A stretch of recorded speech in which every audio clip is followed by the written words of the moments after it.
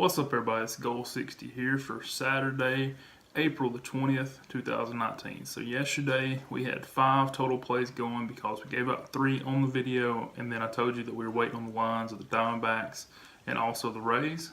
They came out, we posted it to Twitter, and both of those ended up losing. Also, we only won one of the 3 that we gave out earlier in that day on the video, and so we are looking at 4 official plays on this Saturday. Hopefully we can get something going today and move forward. We also have 2 unofficial plays still going into the weekend as well.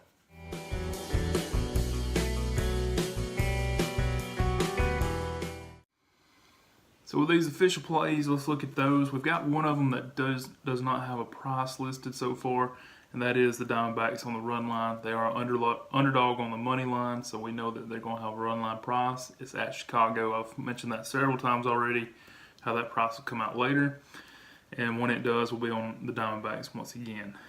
Next up, we've got the Oakland A's at -145, the Rays at -140, and then we've got the St. Louis Cardinals at -140 on the run line. So we're looking at taking them plus 1.5 runs against the Mets, which would have been great yesterday, losing 5-4. We would have cashed that if it would have been yesterday. Of course, it wasn't, so we'll move on today and see if we can't do a little better. Maybe get an outright win would be great. But if they can just keep it within 1, we'll be solid. We got 2 unofficial bets, one with the Angels at -120, and then one with the Brewers, which has not had a line posted. I feel like this will probably go just like the first 2 days where they were underdogs, so you'd be looking at the run line once again, see if they can hold it tight.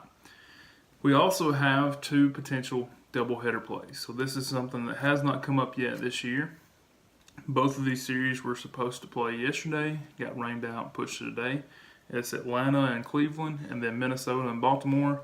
So the way this works, pretty similar to the other system as far as price. You're looking at the price there of -150 and below, no matter if it's the run line or the money line.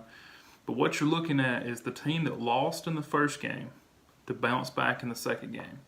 Now, if you go to ESPN, you can they have a doubleheader tracker, and you can pick by year. You can do some research on that real quick and see how many times that this hit. Last year, I was looking at it last night back over my notes, and the first 2 did not hit, and then after that, they went on a run of 12 to 14 games where we hit those like clockwork. So we'll see what happens here. Anytime you get that doubleheader, just like the basis of the revenge system, this is professional athletes not looking to lose to the same team over and over and over, especially in the same day. So that's the theory behind this, and it has worked pretty well for us in the past. We'll see how it starts out. Like I said, last year the first 2 didn't do as well, and then it got on a run, and throughout the summer it did really well. But you're looking at the loser of the first game, see what the price is for them in the second game, and if it's reasonable and willing to put a unit on it, it's a pretty good bet as far as past or historical data. So we'll see how that works out, see what happens there, all the official plays and the unofficials. Of course, I'll post that line for the Diamondbacks. I appreciate last couple times we've been waiting on lines. You guys have told me about them or tweeted at me with them, and of course that really helps. As soon as they're posted, I appreciate people looking out for them, waiting on them to come out, and we can get it out to everybody else. So have a great Saturday. Follow, fade, or pass. Either way, good luck, and I will see you tomorrow. Thanks for watching.